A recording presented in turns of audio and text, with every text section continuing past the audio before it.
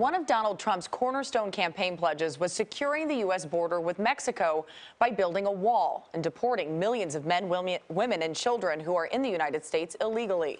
But what many Americans may not recall is that the U.S. has already performed mass deportations twice. Carter Evans reports.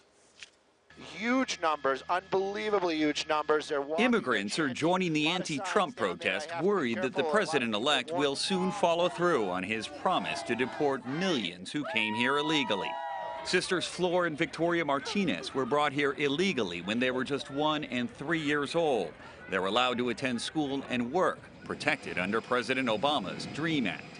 If they're deported, their family will be ripped apart because their 2 younger brothers are U.S. citizens by birth. If we had to go back, we wouldn't want them to go back with us because they made it here.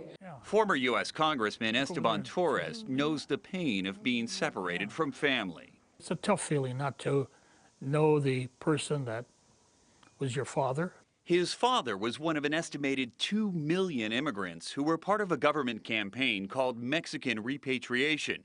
During the Great Depression, they were herded onto trains and kicked out of the country. It was an effort to save American jobs. Rounded them all up and shipped them back to their home country. Just 3 years old, Torres was allowed to remain in the U.S. with his mother and brother because they were born here. I remember living in shacks, my mother couldn't afford anything better.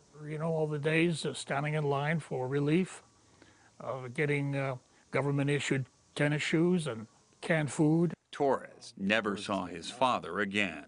It's a really dark part of U.S. history. UCLA professor Raul Hinojosa Ojeda says it happened again in the 1950s when 250,000 more immigrants were sent back across the border during Operation Wetback. These roundups did break up families that have consequences even today. Torres not only lost a father, his brother had to be raised by family friends.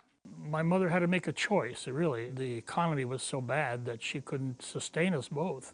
It scares me because it could happen again. But he's hoping that dark chapter of American history will remain in the past. For CBS This Morning Saturday, Carter Evans, Los Angeles.